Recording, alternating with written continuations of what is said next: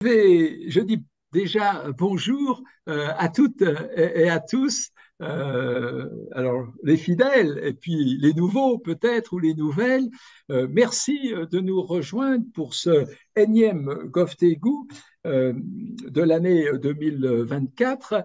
Et aujourd'hui, j'ai plus que la chance, j'ai l'honneur de recevoir le professeur Ali Amir Moesi on va voir, de l'école pratique des hautes études, mais qui est le meilleur connaisseur de l'islam chiite iranien. Et avant de rentrer dans les explications et toutes ces subtilités et la place du chiisme dans l'islam, en Iran. Nous allons aborder tout ça avec le professeur. Je vais quand même vous dire deux mots sur notre invité de marque d'aujourd'hui. Le professeur est téhéranais. Il passe d'ailleurs son baccalauréat dans un lycée qui existait avant la Révolution, qui était la référence pour les garçons en particulier, qui était le lycée ou collège Razi. Et c'était donc juste avant la révolution, un peu avant la révolution islamique. Et en 77, donc on n'est toujours pas en pleine révolution, le professeur Amir Moïsi arrive en France et il s'inscrit à l'INALCO, vous savez, notre belle école des langues orientales, où il va se familiariser avec l'arabe classique et, chose un peu particulière, mais rien n'étonne quand on est iranien, avec l'allemand. Et puis, il va s'inscrire à l'école pratique des hautes études dans la section sciences religieuses. Euh, à la suite de cette formation, le professeur Amir Moesi va faire un tour du monde, un peu comme les compagnons du devoir, et il va partir dans un parcours qui est un peu fou à Princeton, puis en Jordanie, à Bahreïn, au Caire, à Oxford, en Iran, dans ces grands centres de pèlerinage et de théologie religieuse que sont Rome, au sud de Téhéran, Mashhad, au nord-est de l'Iran, puis au Pakistan, avant de revenir à l'école pratique des hautes études pour un doctorat d'État. Et en 1996, notre invité sera nommé directeur d'études dans la section des sciences religieuses et deviendra le directeur de la chaire avec un nom savant, exégèse et théologie de l'islam chiite. Mais vous voyez qu'on est à fond dans le sujet qui va nous préoccuper ce soir. Au passage, quelques titres, je ne peux pas, bien entendu, vous citer toute la bibliographie du professeur Amir Moïsi, mais je vais dire comme ça, le guide divin dans le chiisme originel, la religion discrète, croyances et pratiques spirituelles dans l'islam chiite, le Coran silencieux et le Coran parlé. Vous voyez, c'est très savant, mais ce sont les sources de l'islam entre histoire et ferveur. La preuve de Dieu, voilà un grand titre. La mystique chiite à travers l'œuvre d'un personnage du 9e, 10e siècle. Voilà. Et puis le dernier, au CNRS, Ali, donc on va dire le chef de file des chiites, le secret bien gardé, figure du premier maître en spiritualité chiite. Et tout de suite, je vais demander au professeur, pour tous ceux et celles qui nous écoutent, est-ce que premièrement, vous pouvez, de manière assez simple, nous dire quelle est la différence entre le sunnisme avec lequel on est très familier ici en France, puisque la plupart des musulmans qui habitent la France viennent du Maghreb et qui sont sunnites, généralement, à une grande majorité, et le chiisme. C'est à vous, professeur. Merci, merci beaucoup, cher ami, monsieur Voisin. D'abord, un très grand merci de votre invitation et un grand merci également à toutes celles et ceux qui sont présents et qui me font le bonheur d'être parmi vous.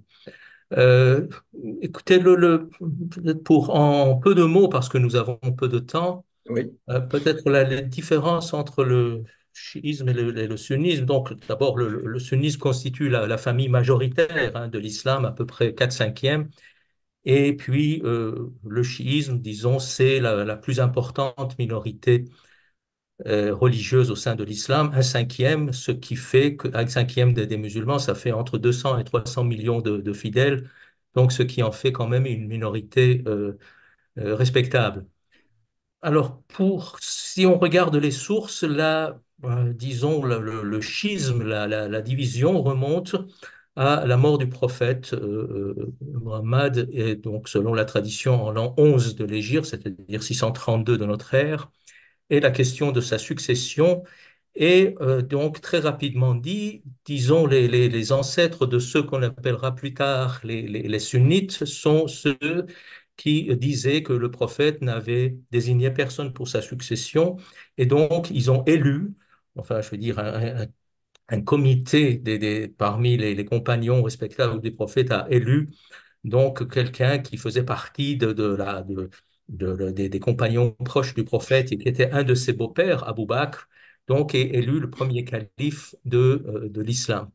Alors en face d'eux, il y avait déjà une minorité qui prétendait que le prophète avait parfaitement et à plusieurs reprises désigné son successeur en la personne de Ali, donc son cousin germain et son gendre, et donc également le père de sa seule descendance masculine, ce qui faisait de Ali un personnage important. Et donc le prophète l'avait désigné nominalement, et donc ce qui arrive pour eux, qui sont les ancêtres de ceux qu'on appellera plus tard les chiites, et à cette époque on les appelle les Alides, les gens de Ali, les partisans de Ali. Le mot, l'expression arabe, c'est Shi'at Ali, c'est-à-dire les partisans, les fidèles de Ali. D'accord. Donc, ce sont eux, en quelque sorte, qui constituent le premier noyau de ce que deviendra le chiisme, c'est-à-dire des légitimistes qui prétendaient que ce qui est arrivé après la mort du prophète, c'était une sorte de coup d'État et qui était contre la volonté du prophète qui avait désigné Ali comme son successeur. Alors ça, si vous voulez, c'est une première étincelle de division qui fait du chiisme, en quelque sorte, la plus vieille tendance religieuse de l'islam, puisqu'il naît juste après la mort du prophète, selon ce récit. Donc nous sommes Et à peu près vers quelles années? disons, nous sommes, le prophète est mort en l'an 11 de l'Hégire, 632 de l'ère D'accord. chrétienne, donc nous sommes, selon les sources, disons, à peu près donc, en l'an 11 ou un peu plus tard. Et donc, mais si vous voulez, à partir de là, va se former autour justement de la figure de Ali, qui est le saint par excellence du chiisme, et qui porte le titre peu à peu dans les textes, le titre d'imam. Donc, c'est un terme qui est même francisé, mais il faut savoir que c'est un terme qui a disons, définition extrêmement particulière dans le chiisme. Bon, l'imam, ça veut dire guide, hein, guide, chef, leader. Mais disons, le mot n'a pas le même sens que dans le sunnisme. Dans le sunnisme, imam, ça veut dire n'importe quel chef religieux, n'importe quel savant, n'importe quelle personne qui est responsable d'une mosquée ou qui dirige une prière collective. Dans le chiisme, l'imam est un titre sacro-saint.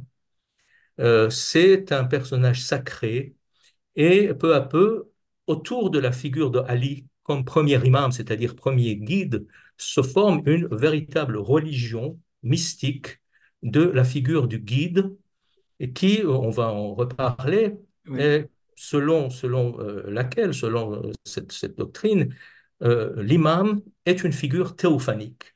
C'est-à-dire, c'est une figure humaine, mais qui, à travers son être, son existence et ses enseignements, est le lieu de manifestation des noms et des attributs de Dieu. Donc c'est pourquoi je l'ai écrit et je le dis, le chiisme est la religion du guide de l'imam, comme le christianisme est la religion du Christ. C'est-à-dire on retrouve un peu, c'est-à-dire des doctrines que l'on pourrait comparer avec un certain nombre de doctrines christologiques que l'on trouve dans le christianisme. Alors, il faut savoir également que, puisque le titre de guide existe encore après la Révolution islamique, là aussi, nous ne sommes pas exactement dans la même définition, hein. Nous sommes dans la sphère purement religieuse et doctrinale du chiisme ancien tel qu'il apparaît dans ses sources scripturaires, c'est-à-dire justement les enseignements des imams. Et donc là, nous avons affaire véritablement à un titre qui est un peu l'équivalent du titre de Christ dans le christianisme. D'accord, d'accord. Très intéressant pour compléter ce que vous venez de dire par rapport au sunnisme. Vous venez de nous montrer comment était née, comment était apparue cette nouvelle église de l'islam. Vous venez de nous montrer déjà des différences dans le terme imam. Est-ce que par rapport au sunnisme, il y a d'autres choses qui différencient le chiisme du sunnisme pour le quotidien des fidèles? C'est-à-dire qu'à partir de là, effectivement, il y a parfois des divergences qui sont irréconciliables, hein. C'est-à-dire que ça, c'est le point de départ d'une doctrine qui va être extrêmement développée avec le temps, On va ce que voir j'ai ça. appelé la mystique de la figure du guide.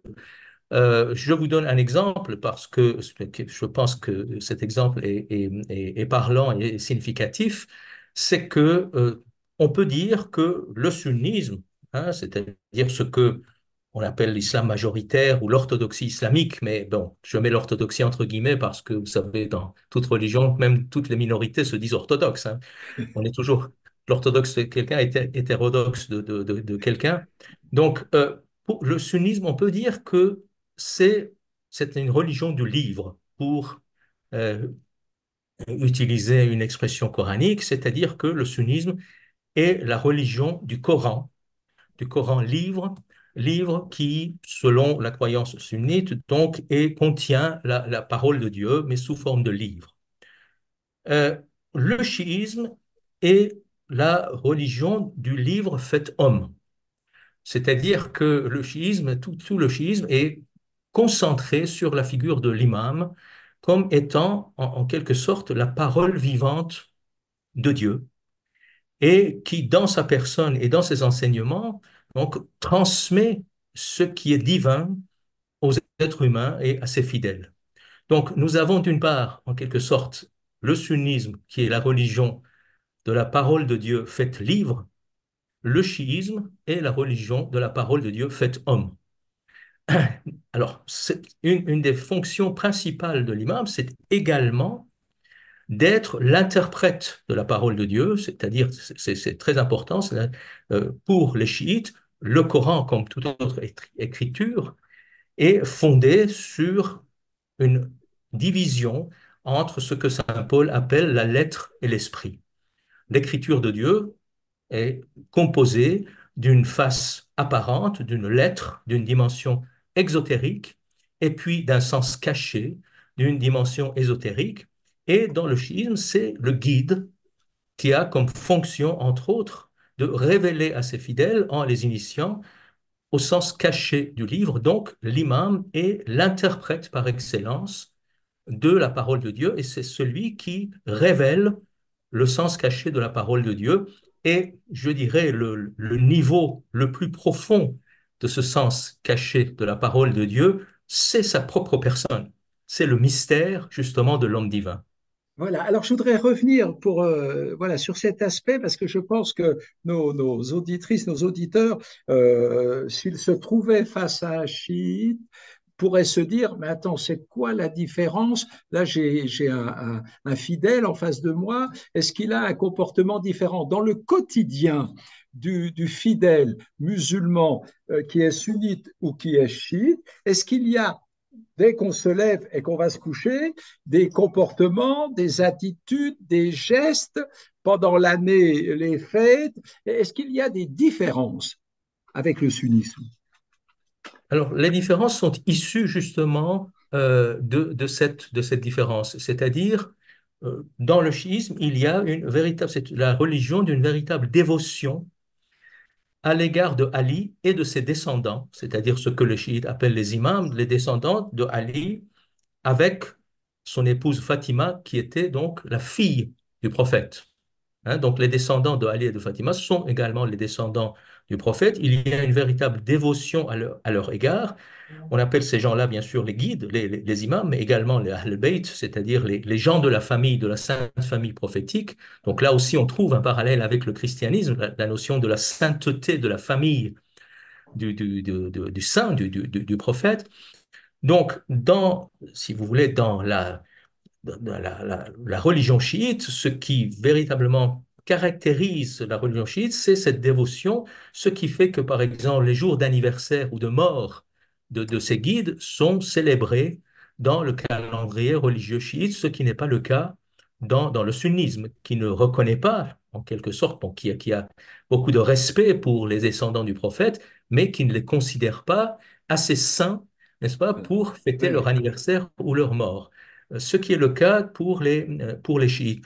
Autre chose également, c'est que vous savez, la profession de foi islamique contient deux formules très simples. Il n'y a de Dieu que Dieu et Mohammed et son envoyé. La profession de foi chiite comprend une troisième formule, donc il n'y a de Dieu que Dieu, Mohammed et son envoyé, Ali et, et l'ami de Dieu. Donc, d'accord. il y a une troisième formule et c'est très important parce que cette troisième formule est entrée également dans, je dirais, dans la liturgie chiite puisqu'il fait partie justement de l'appel à la Je prière. comprends De bien. l'appel à la prière. Donc, l'appel à la prière dans le sunnisme on ne comprend que les deux premières formules. L'appel à la prière chiite comprend les trois formules et cette troisième formule est extrêmement importante parce que si elle est oubliée, c'est-à-dire ça supprime la validité de la prière. D'accord, Donc, c'est d'accord. absolument essentiel. Alors, dans le comportement quotidien, non, il n'y a pas une différence, c'est-à-dire on ne peut pas distinguer un chiite d'un sunnite lorsqu'on les rencontre, mais je pense que ce qui les différencie, c'est l'intensité et l'ardeur de cette dévotion. Il y a un véritable culte des saints, on peut dire, c'est-à-dire le culte des descendants de Ali et de Fatima, c'est-à-dire les guides qui sont Mais considérés oui, je comme des comprends. êtres divins. Très bien, très bien. Alors moi, quelque chose en tant que touriste, j'allais dire, qui peut surprendre comme ça nos Occidentaux, nos Européens qui arrivent, c'est la place de monuments que l'on trouve dans le paysage et, par exemple, que j'ai pas vu en Algérie, que vous baptisez les imamzadés. Il y en a des milliers à travers l'Iran. Vous pouvez nous dire deux mots sur ces lieux saints, puisque j'ai compris, hein, béotien que je suis, voilà, que c'était des lieux saints. Qu'est-ce qu'ils font, ces imamzadés? Oui, c'est-à-dire les descendants des imams. Hein. Imamzadeh, ça veut dire ça. Et donc, nous sommes toujours, c'est l'illustration justement de cette dévotion à l'égard des imams. Alors, les saints imams, et en particulier, vous savez, bon, l'islam est pluriel, n'est-ce pas? Il n'y a pas un sunnisme comme il n'y a pas un chiisme, hein, c'est-à-dire il y a des Oui, oui, branches à l'intérieur de chacune de ces familles. Et les grandes familles chiites, enfin ceux qui sont encore vivantes hein, jusqu'à nos jours, au début de l'islam, elles étaient ces branches du chiisme extrêmement nombreuses. Mais là, il y a trois branches qui restent encore vivantes. Donc il y a les zaïdites, dont on entend parler actuellement au Yémen, hein, et en particulier dans des conditions tragique, n'est-ce pas? Les Houthis, bon, c'est une des branches des Haïdites, mais il y en a d'autres. Donc les Haïdites, d'accord. qui sont la branche minoritaire, hein, on dit ils sont entre 5 et 10 millions, et puis les Ismaéliens, hein, ce sont les autres grandes familles chiites qui est restée vivante. Donc là aussi, avec des branches sous-branches, mais pour vous donner un exemple, la famille majoritaire, ce sont les adeptes d'Aga Khan. Vous avez entendu Voilà. parler d'Aga Je crois Khan. que tout le monde, voilà, ça parle à tout le monde, c'est ça. Voilà. Donc, c'est une deuxième famille, grande famille chiite encore vivante. On dit qu'ils sont entre 20 et 25 millions, surtout en Inde, n'est-ce pas, dans le Gujarat, mais également dans toute l'Asie centrale, l'Iran, et puis en Afrique orientale, en Europe et aux États-Unis. Et puis, la famille de loin majoritaire, c'est la famille du chiisme duodécimain, c'est-à-dire les chiites à 12 imams, hein, duodécimains, qui est la religion d'État en Iran. Et donc là, on n'a pas, vous savez, des statistiques très exactes parce que on n'a pas de statistiques des chiites en pays sunnite, hein.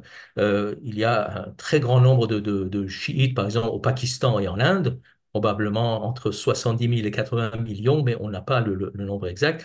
Donc, cette grande famille majoritaire du chiisme, religion d'État en Iran depuis le XVIe siècle, donc à peu près pas loin de 200 millions, hein, donc, ce qui différencie ces familles, ce sont les lignées des imams, hein. Ce sont les lignées des imams avec leurs divisions, leurs subdivisions. En tout cas, les principes, ces imams, par exemple, si on prend l'exemple du schisme qu'on appelle maintenant le schisme iranien, mais ce schisme existe aussi, il est majoritaire en Azerbaïdjan, au Liban, à Bahreïn, enfin, il y a des communautés chiites assez fortes dans d'autres pays. Dans ce schisme, il n'y a que 12 imams, hein, c'est-à-dire Ali et 11 de ses descendants. Et bon, ils sont donc enterrés soit en Arabie, Oui, soit en Irak, dans plusieurs villes saintes de l'Iran. Puis l'un d'entre eux est enterré à Mashhad, donc qui fait de Mashhad le plus grand centre de pèlerinage chiite du pays.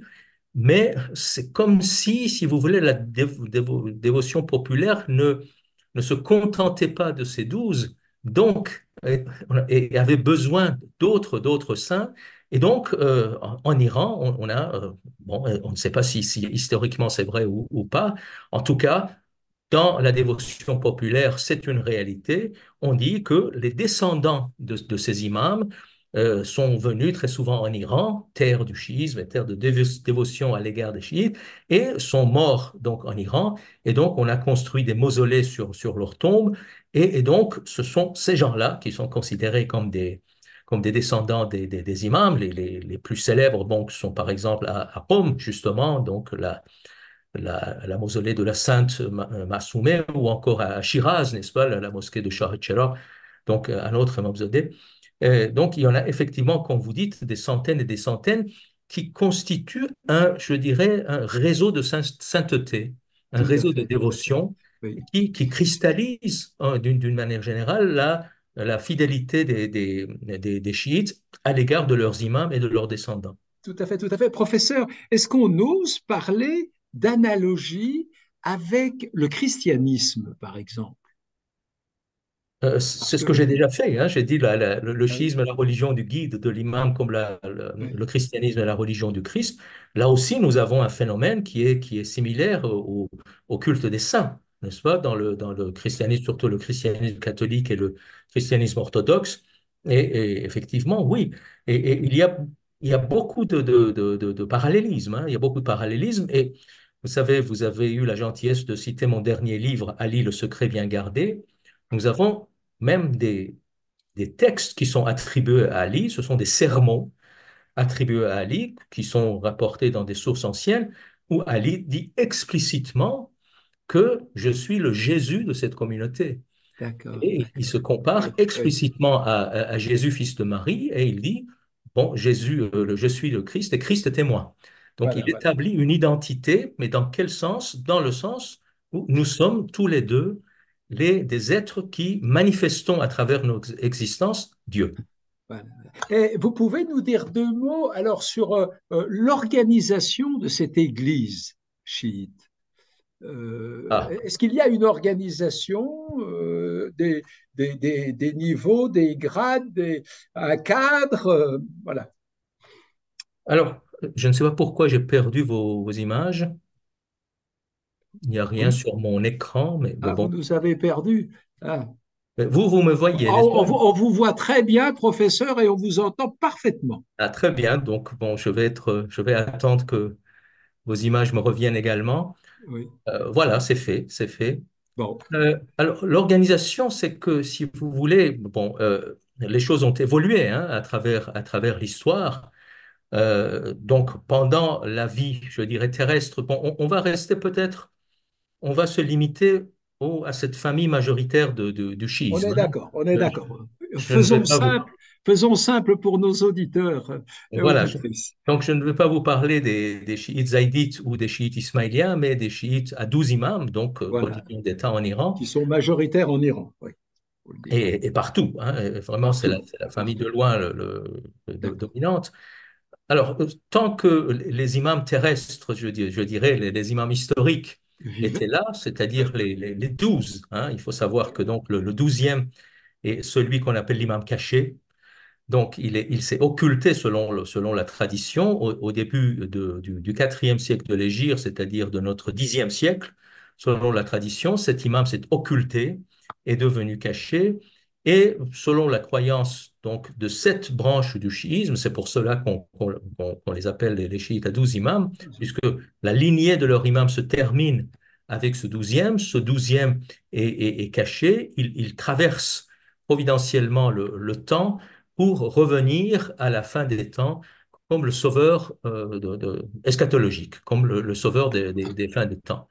Et donc, à partir depuis ce 10e siècle, cette branche du chiisme n'a plus d'imam physique à sa tête, ce qui n'est pas le cas, par exemple, des haïdistes ou des ismaéliens, dont la lignée des imams continue jusqu'à nos jours, hein. Donc, en parlant des ismaéliens, je vous ai dit, ce sont les fidèles d'Agacan. Pagan. L'Agacan est parfaitement vivant, n'est-ce pas? Il vit d'ailleurs en lieu nord de Paris. Exact. Et donc, la lignée des imams ismaéliens et zaïdites ont continué jusqu'à nos jours, contrairement aux chiites duodécimains, où la lignée des imams s'arrête au 12e, qui est l'imam caché et qui est donc considéré comme le sauveur qui va venir à la fin des temps pour effectivement rétablir la justice et la connaissance.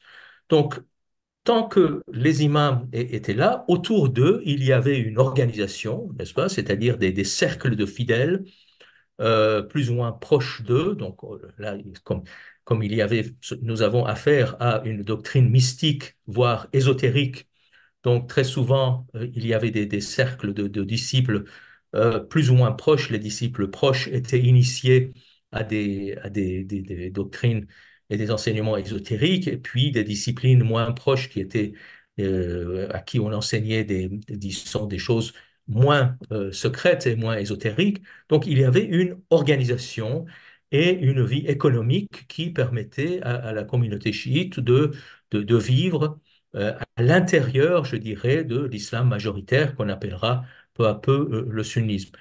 Alors, mais après l'occultation ou la disparition de ce dernier imam, donc au Xe siècle de notre ère, les choses changent.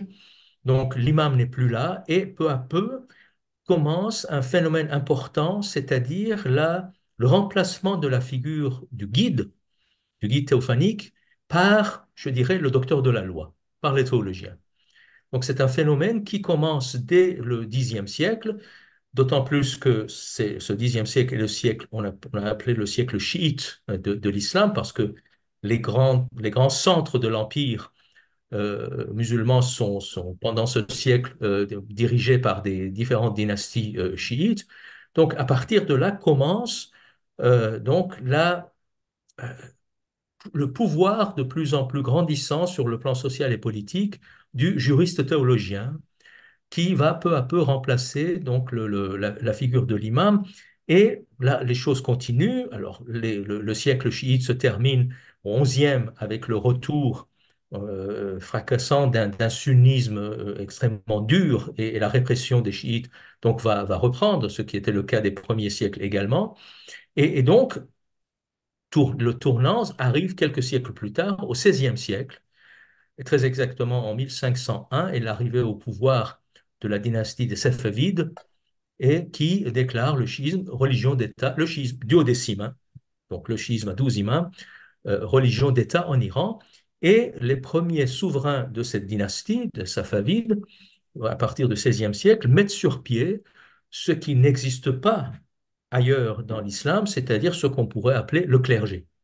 Le clergé chiite, donc au XVIe siècle, qui a pour objectif et comme mission de justifier la politique religieuse des Safavides, c'est-à-dire la mise en place du chiisme, parce que jusque-là, l'Iran est majoritairement sunnite, et donc le clergé chiite. Et donc, au sein de ce clergé, là aussi, peu à peu, les docteurs, les juristes et théologiens qui composent ce clergé vont avoir un pouvoir de plus en plus grand parce que, à partir surtout du XVIIe siècle, ils auront une autonomie économique assez grande qui fait de ce clergé une sorte de pouvoir dans le pouvoir, une sorte d'État dans l'État. Et donc, là, se prend forme une véritable, je dirais, un pouvoir ecclésiastique. Et donc, ce clergé est une organisation théocratique avec ses degrés, hein, et qui est fondée par sur, exemple. je dirais, l'acquisition des sciences traditionnelles, hein, la grammaire, la lexicologie, le droit, l'exégèse coranique, l'histoire, la philosophie, etc. Donc, plus on avance dans ces disciplines, plus on acquiert d'autorité. Et donc, ce clergé est constitué de plusieurs couches, c'est très hiérarchisé, Oui. dont le sommet est appelé, un titre que l'on connaît, puisque maintenant il est dans toutes les langues du monde, ayatollah, c'est-à-dire signe de Dieu, et qui constitue en quelque sorte le degré le plus haut de ce clergé. D'accord. Pour simplifier alors la base, si vous pouvez nous familiariser avec le vocabulaire. Donc, on part du clair qui est à la base. Donc, vous pouvez nous donner les différents noms avec les différentes échelles hiérarchiques, parce que ceux qui nous entendent doivent bien connaître, ils ont dans leur tête le modèle, je pense, de l'Église catholique romaine apostolique. Mais voilà, alors, côté schisme. On Non, démarre parce que avec la base, le curé de campagne, par exemple. Hein. oui, le curé de campagne, bon, très souvent, bon, il est appelé par exemple par les titres de Mirza, c'était à l'époque safavide au 16e, 17e siècle, ou encore Mollah, hein, autre mot qui est entré dans le vocabulaire français, entre autres.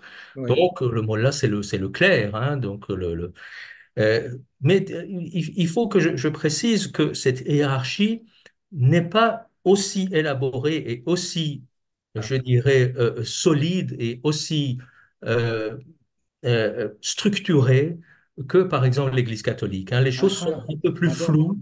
Alors, Oui. c'est vrai que donc, le degré le plus bas Le mot là, non? est appelé Mollah. Ensuite, on arrive avec un peu plus d'enseignement et d'études. On a le titre de Sarat al-Islam, c'est-à-dire celui qui est la confiance de l'islam, en quelque sorte. Et ensuite, il y a le Hujjat al-Islam, c'est-à-dire la preuve de l'islam, celui dont la science, en quelque sorte, est une sorte de preuve apodictique de l'islam, Hujjatul Islam. Et puis, on arrive au degré d'ayatollah, c'est-à-dire le signe de Dieu, hein. Et puis, à partir de là aussi, à partir de 19, fin 19e, il y aura même une sorte de hiérarchie à l'intérieur des ayatollahs. Donc, il y a l'ayatollah tout simple, et puis le grand ayatollah, ayatollah al-Uzma, qui est également source d'imitation ou source d'émulation parce que selon des théories qui ont vu le jour un peu avant l'invasion mongole au XIIIe siècle, au cours du XIIe siècle, dans la ville irakienne de Hilla, les grands savants de cette école ont établi une distinction entre les chiites, c'est-à-dire les savants chiites, les docteurs de la loi, et ceux qui ne détiennent pas la science, c'est-à-dire le chiite commun. Et donc, celui qui détient la science devient une source d'émulation pour celui qui ne détient pas la science, c'est-à-dire le chiite lambda, qui devient l'imitateur. Donc, la communauté chiite est divisée en deux parties, la source d'émulation et l'imitateur, c'est-à-dire que le chiite qui ne détient pas la science, et ça, nous sommes bien loin de ce que signifiait la science dans la bouche des imams, qui était la science initiatique et la sagesse. Là, quand on parle de la science, ça veut dire la science juridique. Donc, celui qui détient la science juridique devient source d'imitation et les autres doivent l'imiter, c'est-à-dire suivre scrupuleusement ses directives dans leur vie quotidienne. Ah oui, alors par rapport au système, j'en reviens à ça parce que dans la tête, pour les uns et les autres, c'est peut-être plus facile à se positionner. Euh, dans la hiérarchie, enfin, c'est une véritable hiérarchie dans le christianisme parce que chaque grade a autorité sur le grade inférieur et chaque grade va avoir une compétence, y compris géographique, avec autorité sur ceux qui sont en dessous de lui. C'est pas du tout comme ça dans le chiisme, alors, malgré qu'il y ait toutes ces échelles de valeurs. Si, quand même un peu, c'est-à-dire qu'il y a cette hiérarchie.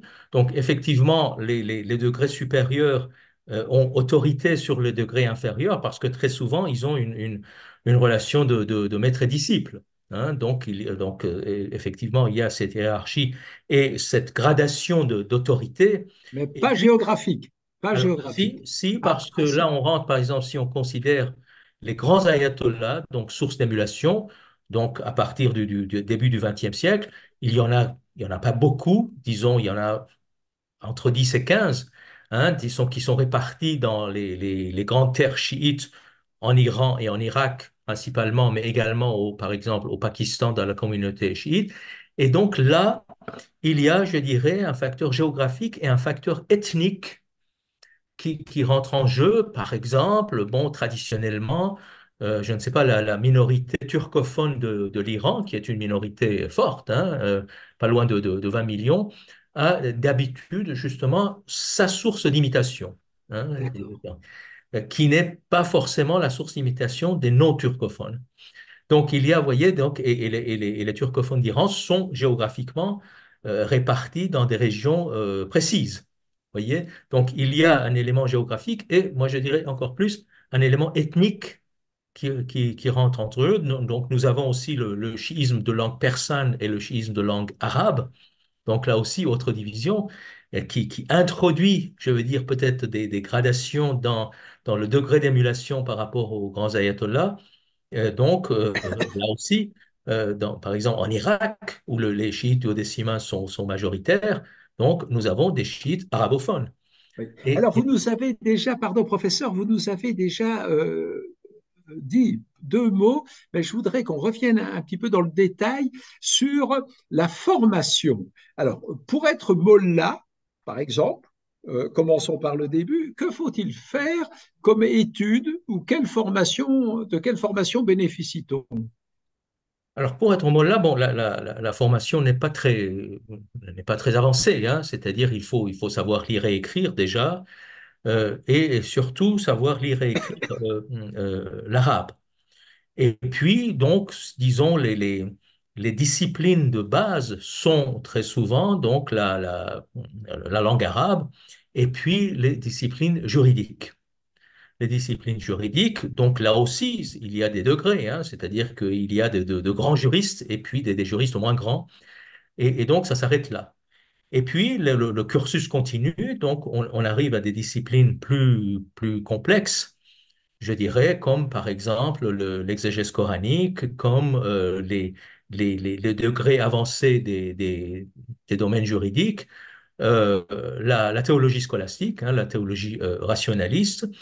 Et donc là, on atteint des degrés par exemple, de ceux qui portent le titre de Sarat al-Islam, la confiance de l'islam ou la preuve de l'islam. Et puis, pour aller encore plus loin, Oui, oui, donc entre en jeu également, c'est-à-dire que ce sont les mêmes disciplines, mais qu'on approfondit.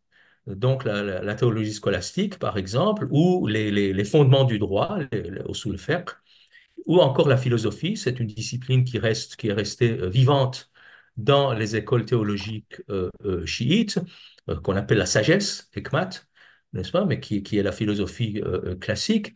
Et puis, ce qui est également important, c'est la transmission de ces sciences. La transmission, c'est-à-dire que pour avancer dans les degrés, il faut également savoir enseigner. Donc, avoir des cours. Et donc là, je veux dire, le nombre et la qualité des étudiants comptent beaucoup, hein, ce qui vous permet également d'aller plus loin, d'avoir une autorité plus grande. Et puis, avec, je veux dire, c'est une dimension qu'il ne faut pas oublier, là, l'autorité politique, c'est-à-dire le poids de ces docteurs de la loi dans la vie collective. Hein, alors, si on est dans je ne sais pas, dans une ville où on a une autorité dans un pays, on peut avoir donc des autorités qui ont dimension nationale, voire internationale. Donc là aussi, c'est-à-dire ce qui détermine l'autorité religieuse d'un ayatollah ou d'un grand ayatollah, c'est également son pouvoir politique et social. D'accord. Et alors, vous avez évoqué déjà l'arrivée, on va dire, du chiisme comme religion d'État, parce que entre la mort d'Ali, qui est le chef de file de cette nouvelle Église, et puis la reconnaissance comme religion officielle d'État, comme on avait, nous, les religions officielles, le catholicisme avec Louis XIV, et j'en passe, euh, il y a eu donc toutes sortes de périodes d'hésitation. Pendant cette période un peu obscure, j'allais dire, entre l'an 1 de l'islam et puis le Xe siècle, ou le XVIe siècle avec la dynastie safavide, que devenait le chiisme? Les fidèles chiites, il y en avait encore, mais où étaient-ils? Ils se cachaient, ils étaient persécutés, comment ça se passait? Alors, il faut dire que pendant les premiers siècles de l'islam, d'une manière générale, vous savez, cher monsieur Voisin, est né dans la violence et s'est développé dans la violence. Bon, c'est le cas de pas mal de religions, mais ce qui est peut-être propre à l'islam, c'est que nous avons affaire ici à des violences fratricides, à des guerres civiles. L'islam est né en quelque sorte dans des guerres civiles, et autre caractéristique, c'est la longévité de ces guerres. Ces guerres civiles ont duré plus de 3 siècles. Ah bon? C'est-à-dire que pratiquement tous les grands personnages de l'islam naissant sont morts de mort violente, tués par d'autres musulmans. C'est le cas, par exemple, des premiers califes, en particulier le deuxième, le troisième et le quatrième, qui est Ali lui-même. C'est le cas, par exemple, donc nous avons toute la période de la première dynastie de l'islam, la période omeyyade, est marquée par des révoltes armées, très souvent justement des Alides, des chiites, contre le pouvoir omeyyade qui les persécute Oui, dans d'abominables guerres civiles.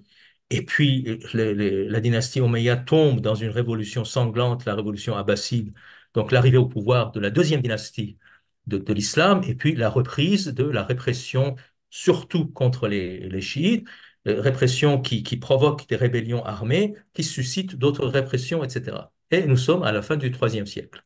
d'accord, d'accord, d'accord. Donc, les chiites à cette époque, effectivement, sont très souvent très violemment réprimés.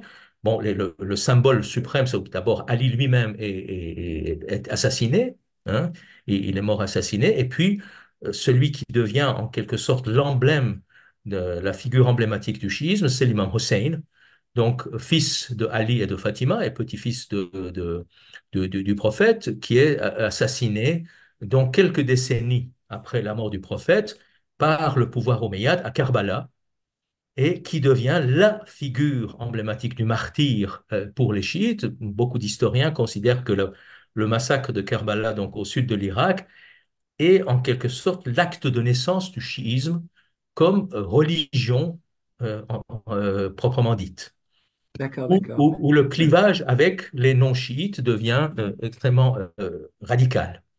Tout à fait. Et alors, donc, ces minorités, enfin, à l'époque où l'on parle chiites, vont néanmoins sur le territoire, en particulier iranien, perdurer ici ou là, tout en étant minoritaires, pour arriver à, on va dire, séduire une des dynasties, les Safavides, qui en fait la religion d'État. Et on arrive à cette question que je souhaitais vous poser, c'est quelle est la relation entre la religion chiite et le pouvoir politique.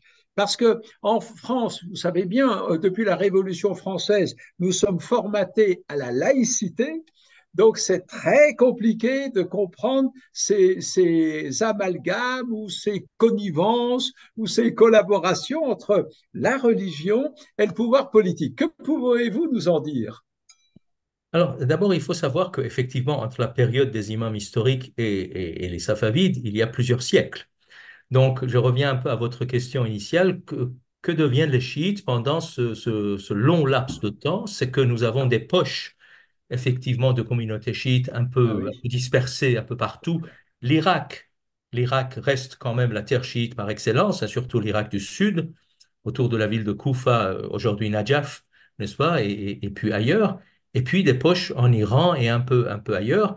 Donc, ces communautés-là vivent plus ou moins clandestinement ou entre eux, ou avec, bon, parfois avec des répressions et parfois avec des périodes de paix également, hein. Donc, euh, mais disons avec plusieurs points je vais dire, de plusieurs tournants importants. Donc, j'ai déjà parlé du Xe siècle, siècle chiite de l'islam. Les chiites arrivent au pouvoir. Ensuite, une autre période, peut-être un peu avant et après l'invasion mongole, euh, la naissance d'une école importante où le docteur de la loi prend encore plus de poids. Et puis, l'époque safavide. Alors, pour revenir à votre question, on pourrait dire que l'histoire du chiisme, et en particulier du chiisme, donc encore une fois, duodécimain, hein, donc le cas du zaïdisme et D'accord. de l'ismaélisme Oui, est un oui. peu, sont un peu différents. L'histoire, je dirais, de ce chiisme duodécimain, c'est l'histoire d'une tension entre, je dirais, une religion mystique de la figure du guide et la tentation politique. Alors, ce qui était intéressant, et bon, je l'ai étudié dans plusieurs de mes travaux, c'est que quand on regarde les enseignements des imams historiques, parce qu'il faut savoir que le chiisme est fondé, le chiisme doctrinal, les doctrines du chiisme sont fondées sur un corpus absolument monumental qu'on appelle le hadith. Le hadith, ce sont les propos, les enseignements attribués aux imams et au prophète et à sa fille Fatima, c'est-à-dire ce que dans le chiisme duodécimain on appelle les 14 infaillibles ou les 14 impeccables. Donc le prophète, sa fille Fatima et les 12 imams. Alors, il y a des milliers de propos, des dizaines de milliers de propos qui sont attribués à ces 14 figures saintes du Merci. chiisme et qui constituent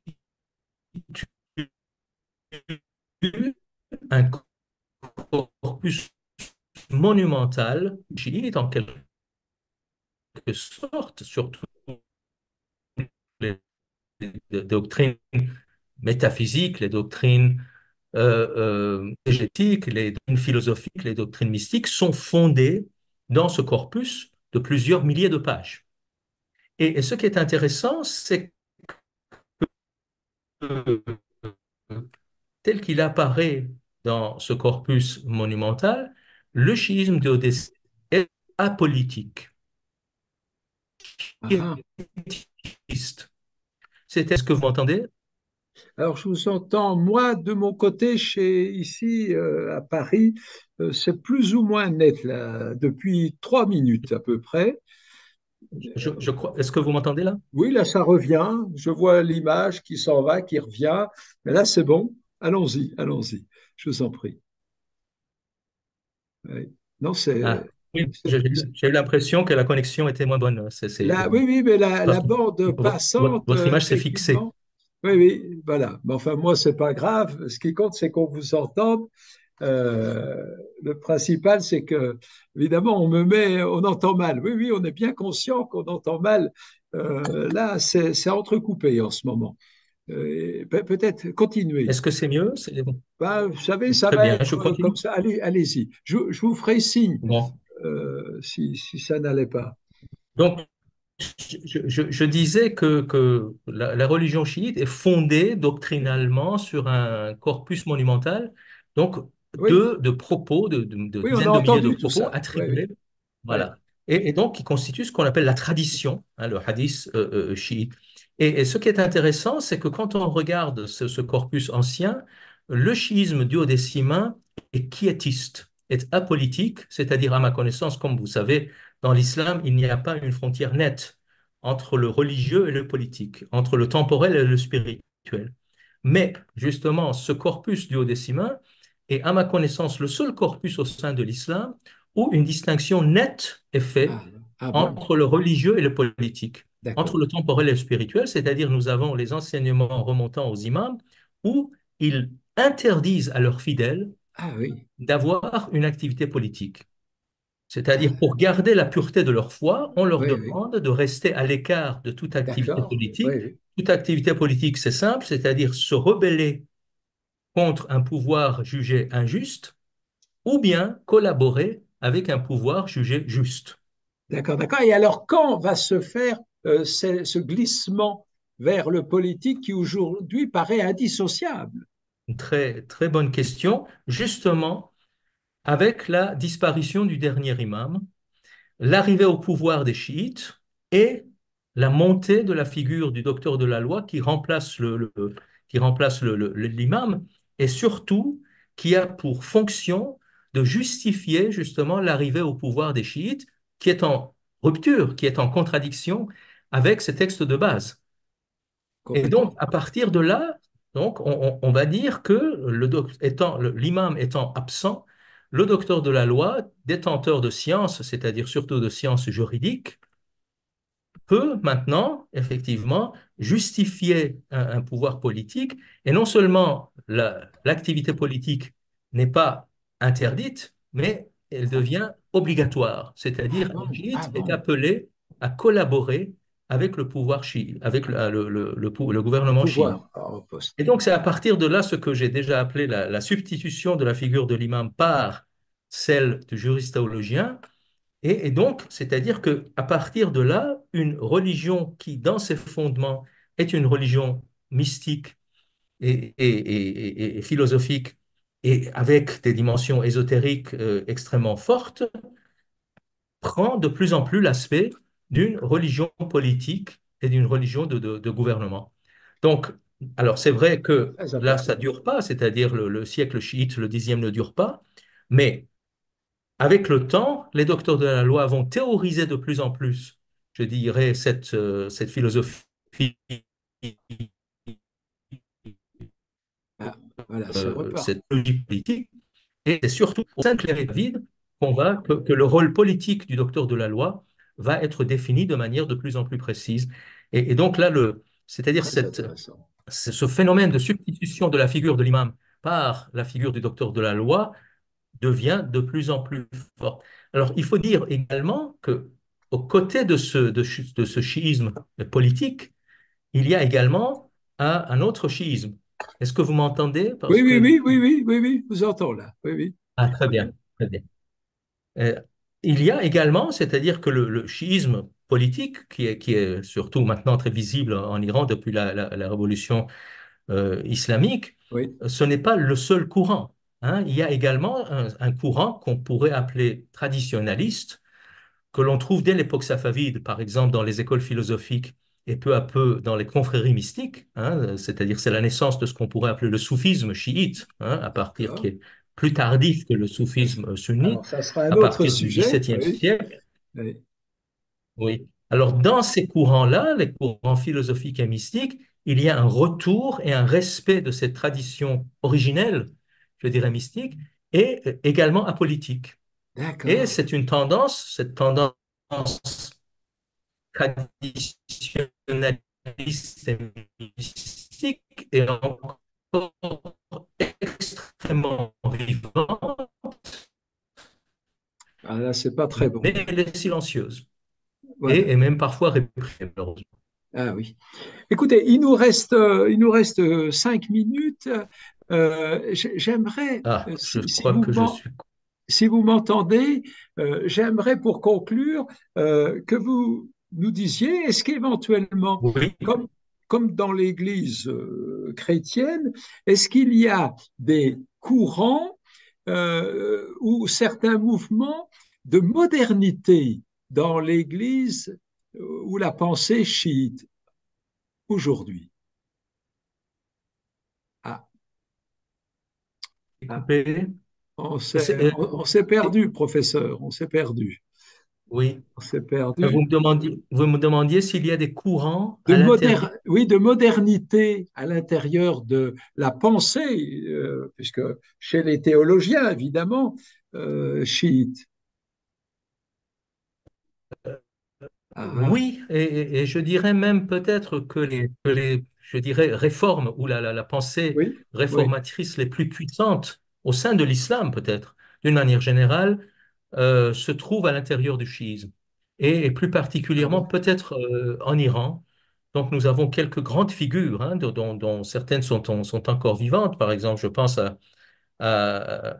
au grand théologien Moshe Shabestari, qui a fait qui était un disciple de l'Ayatollah Khomeini, mais qui a fait également une partie de ses études en Allemagne, qui est un grand connaisseur de ce qu'on pourrait appeler le courant herméneutique, hein, de Gadamer, de Ricoeur, de ces gens-là, et qui essaye justement d'articuler la théologie chiite avec ce courant herméneutique, et ça a donné naissance à ce qu'on appelle la nouvelle théologie, Ah, ah.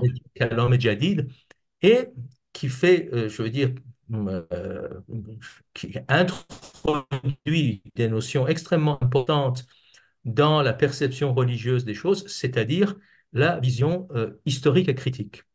Et donc, à partir de là, effectivement, il y a Moshe Shebastari et d'autres, hein, il y a Sorouche, il y a Kadivar, il y a Malikian, il y a d'autres théologiens,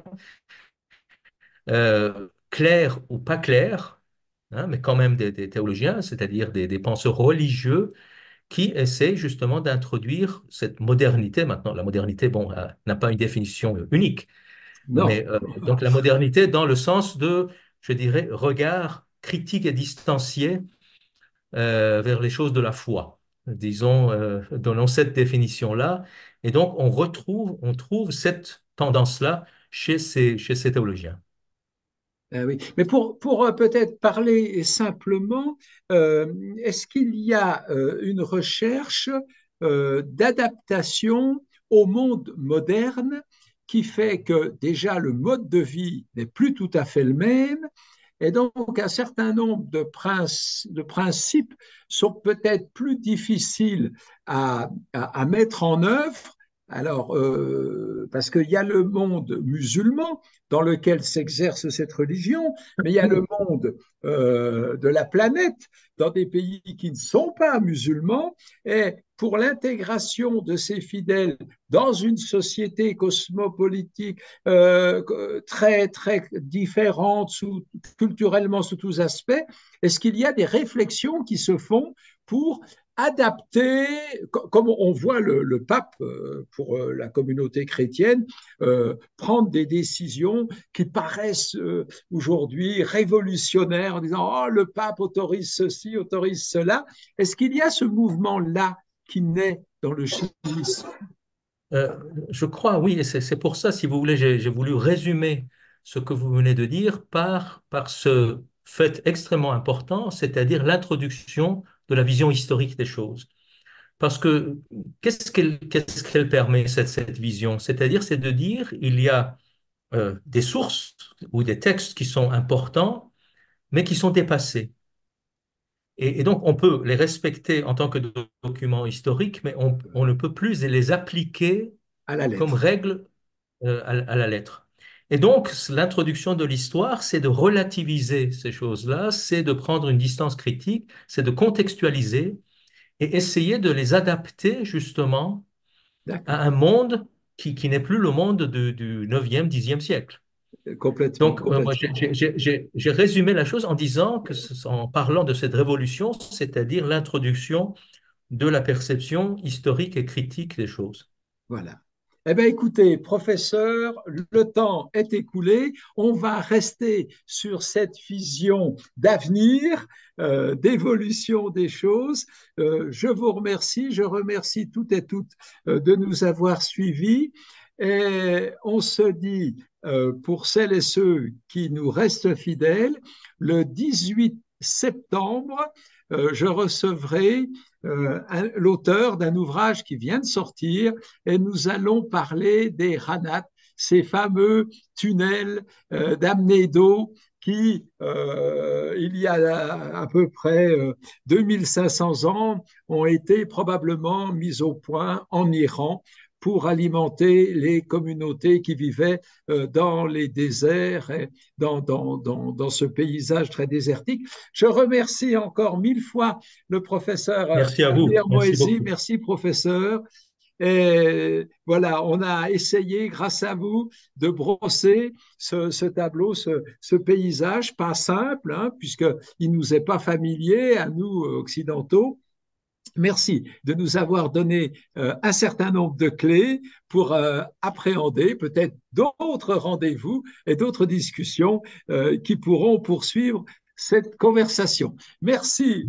Merci à vous, Monsieur Voisin. Merci à Vahid. Merci au public. J'espère avoir été clair. Comme vous dites, bon, le sujet est difficile et complexe. Bien Et sûr. c'est un exercice pas facile d'en parler juste pendant 45 minutes ou 1 heure. Écoutez, Merci je à vous. vous avouerai, ça fait plusieurs années que j'avais le rêve d'organiser ce webinaire. Je ne trouvais pas la bonne personne, donc ça prouve bien que c'était pas simple. Mais merci, on l'a fait aujourd'hui grâce à vous. Et je dis à tous et à toutes, bon été et à l'automne pour un nouveau rendez-vous. Merci, Merci professeur. beaucoup. Merci. Merci beaucoup. Au revoir. خدا حافظ همه دوستان ایرانی